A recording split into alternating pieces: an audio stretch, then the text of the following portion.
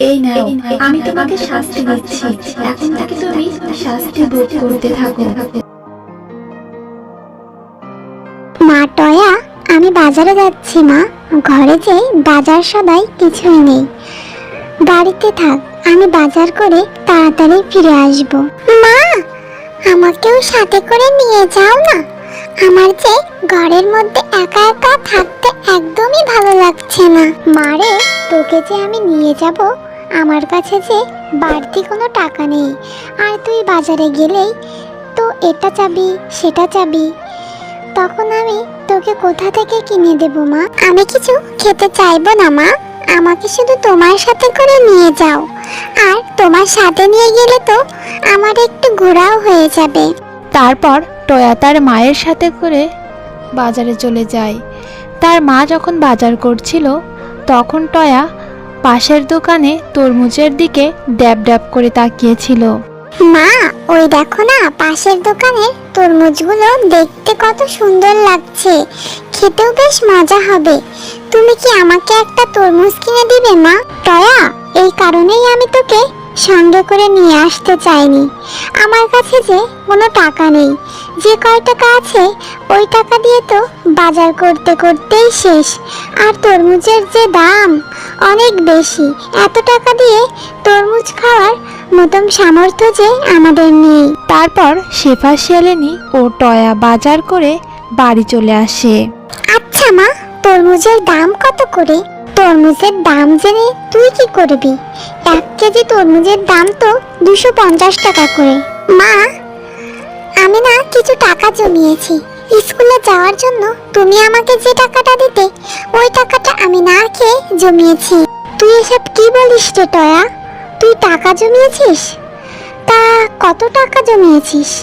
তুমি বিশ্বাস করছো না তো মা? দাঁড়াও, আমি এক্ষুনি আনছি, তুমি দেখলেই বিশ্বাস করবে। তারপর টয়া তার ঘর থেকে জমানো টাকাগুলো নিয়ে এসে তার মাকে দেয়। এই নাও, দেখো তো এখানে কত টাকা আছে। হ্যাঁ রে টয়া, এখানে তো 250 টাকার উপরে আছে। এতগুলো টাকা তুই কোথা থেকে জমালি রে মা? এতগুলো টাকা জমাতে তো তোর অনেক দিন লেগেছে। মা, তুমি এই টাকাগুলো দিয়ে আমার জন্য একটা তরমুজ কিনে নিয়ে আসো, তারপর আমি মজা করে খাবো। আচ্ছা ঠিক আছে মা, আমি আজকেই তোর জন্য বাজার থেকে তরমুজ কিনে নিয়ে আসবো। এরপর শেফা শিয়ালিনী তার মেয়ের জমানো টাকা নিয়ে বাজারে চলে যায় তরমুজ কেনার জন্য। তারপর শেফা শিয়ালিনী একটি তরমুজ কিনে নিয়ে আসার সময় বাঘিনীর সাথে দেখা হয়। এ কি, শেফা শিয়ালিনী আবার তরমুজ নিয়ে যাচ্ছে? দেখতে হবে তো ব্যাপারটা। এই শেফা, কি রে, এই তরমুজটা নিয়ে তাড়াহুড়ো করে কোথায় যাচ্ছিস? এই তো বাঘিনী ভাবি, তরমুজ কিনে নিয়ে যাচ্ছি আমার মেয়ে টয়ার জন্য। আমার মেয়েটা যে কতদিন ধরে তরমুজ খাওয়ার জন্য বায়না ধরেছে। হ্যাঁ রে শেফা, খেয়ে দিয়ে তো ভালোই দিন কাটাচ্ছিস। তা তোর বিদ্যা মাটার কি কোনো খোঁজ রাখিস? শুনছি তোর মা নাকি বেশ অসুস্থ, তোকে নাকি তোর মা দেখতে চেয়েছে। এটা তুমি কি বলছো বাঘিনী ভাবি? আমার মা অসুস্থ? আমি এক্ষুনি আমার মায়ের কাছে যাচ্ছি, কিন্তু এই তরমুজটা তো আমার মেয়ের কাছে পাঠাতে হবে। আমার মেয়েটা যে তরমুজ খাওয়ার আশায় বসে আছে। যাই, আগে এই তরমুজটা আমার মেয়েটার কাছে দিয়ে আসি, তারপর আমি মাকে দেখতে যাব। শেফা, তুই এটা নিয়ে কোনো চিন্তা করিস না। তুই তরমুজটা আমার কাছে রেখে যা, আমি এক্ষুনি তরমুজটা টয়াকে দেওয়ার ব্যবস্থা করছি। তুই বরং তাড়াতাড়ি তোর মায়ের কাছে যা। তার আগে যদি তোর মায়ের কিছু হয়ে যায় তাহলে তুই কখনো নিজেকে ক্ষমা করতে পারবি না। তুমি অনেক ভালো বাঘিনী ভাবি। ঠিক আছে, আমি তাহলে তরমুজটা তোমার কাছে রেখে যাচ্ছি। তুমি তাহলে তরমুজটা আমার মেয়েকে দিয়ে আসো, আমি আমার মাকে তাড়াতাড়ি দেখে আসি।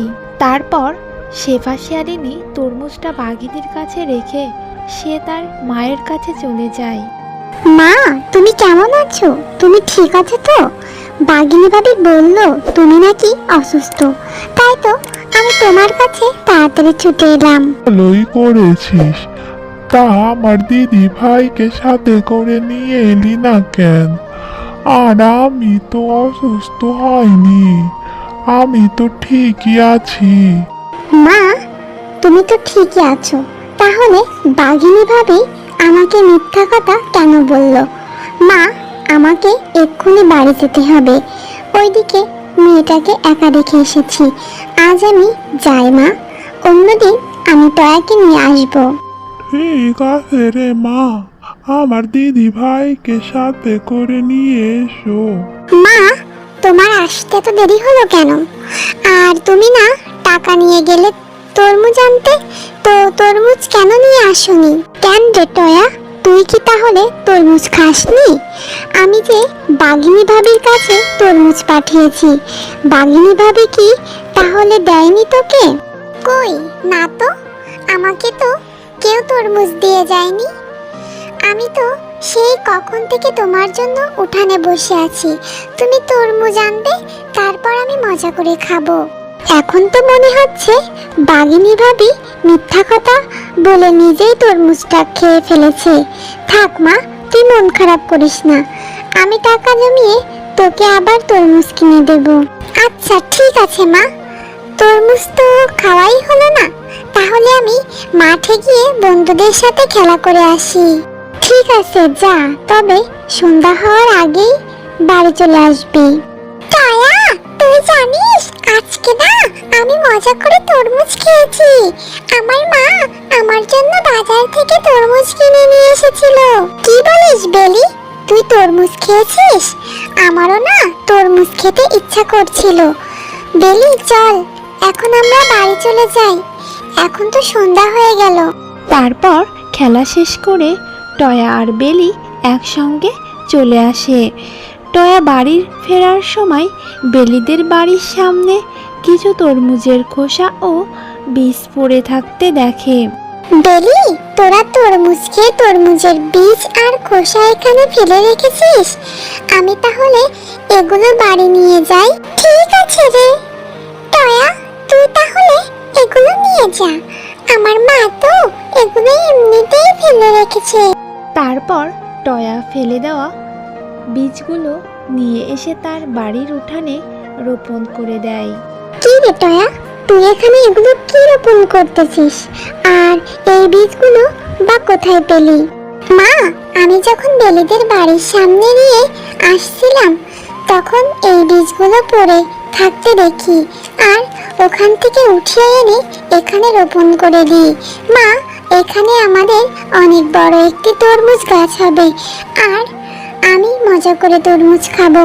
এখন আমি বেশ বুঝতে পেরেছি, আমার কেনা তরমুজ খেয়ে বাঘিনী আর তার মেয়ে ওখানে বীজগুলো ফেলে দেয়, আর তুই সেই বীজগুলো তুলে এনে এখানে রোপণ করেছিস। কিছুদিন পর সেই তরমুজের বীজটা থেকে একটি চারা হয়, আর টয়া সেই চারাটার অনেক যত্ন নিতে শুরু করে। এভাবে কয়েক মাস কেটে যায়। কয়েক মাস পর সেখানে একটি অনেক বড় তরমুজ গাছ হয়, আর সেখানে অনেকগুলো তরমুজ ধরা ছিল। মা দেখো, আমাদের গাছে কত তরমুজ ধরেছে, এখন থেকে আমি রোজ তরমুজ খেতে পারবো। হ্যাঁ রে টয়া, তাই তো দেখছি, এত বড় তরমুজের গাছ আমি জীবনেও দেখিনি। আল্লাহ নিশ্চয়ই আমাদের সহায় হয়েছে। হ্যাঁ শেফালিনী, তুমি সত্যি বলছো। তোমার এই ছোট্ট মেয়ে টয়া এই গাছটির অনেক যত্ন করেছে, তাই সৃষ্টিকর্তা তোমাদের উপর রহম করেছে। আর এই গাছের তরমুজ কখনোই শেষ হবে না, তোমরা যখন খুশি তখন খেতে পারবে আর বিক্রিও করতে পারবে। ও মা, কি সাংঘাতিক ব্যাপার, এই গাছ তো দেখি জাদুর গাছ। আচ্ছা ঠিক আছে তরমুজ গাছ, আমরা আজ থেকে তোমার গাছ থেকে তরমুজ পেড়ে খাবো এবং বিক্রিও করব।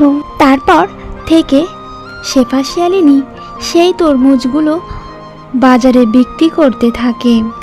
আরে শেফা, তুই এত তরমুজ কোথায় পেলি? আর তুই কি তরমুজের ব্যবসা শুরু করেছিস নাকি? এরপর শেফা শিয়ালিনী সরল মনে বাঘিনীকে সবটা খুলে বলতে থাকে। মিথ্যা কথা বলার জায়গা পাস না, তুই নিশ্চয় তরমুজগুলো চুরি করে নিয়েছিস। আমি ব্যাপারটা দেখছি। তারপর একদিন রাতের বেলায় বাঘিনী চলে যায় টয়াদের গাছ থেকে তরমুজ চুরি করার জন্য। বাঘিনী, তুমি অনেক খারাপ। সেই দিন তুমি ছোট্ট মেয়েটির তরমুজগুলো খেয়েছো, আবার এসেছো এই গাছ থেকে তরমুজ চুরি করতে। এই নাও, আমি তোমাকে শাস্তি দিচ্ছি। এখন থেকে তুমি শাস্তি ভোগ করতে থাকো। আমাকে ছেড়ে দাও, আমার গা জ্বলে যাচ্ছে, পুড়ে যাচ্ছে। এই জাদুর গাছ তুমি ছেড়ে দাও, আমি আর কখনোই লোভ করব না। শেফা, তুই আমাকে ক্ষমা করে দে বোন। জাদুর তরমুজ গাছ, তুমি বাঘিনী ভাবিকে ছেড়ে দাও। আমি বাঘিনী ভাবিকে ক্ষমা করে দিয়েছি, আর উনি তো ওনার ভুলটা বুঝতে পেরেছে। ঠিক আছে শেফা শিয়ালিনী, আমি শুধু তোমার কথায় এই লোভী বাঘিনীকে ছেড়ে দিচ্ছি, কিন্তু এরপর যদি তোমাদের কোনো ক্ষতি করতে চাই তাহলে এর ফল ওর ভালো হবে না। হ্যালো বন্ধুরা, গল্পটি ভালো লেগে থাকলে চ্যানেলটি সাবস্ক্রাইব করে দিও, আর পাশে থাকা বেল আইকনে প্রেস করে আমার পাশেই থেকো। ধন্যবাদ সবাইকে।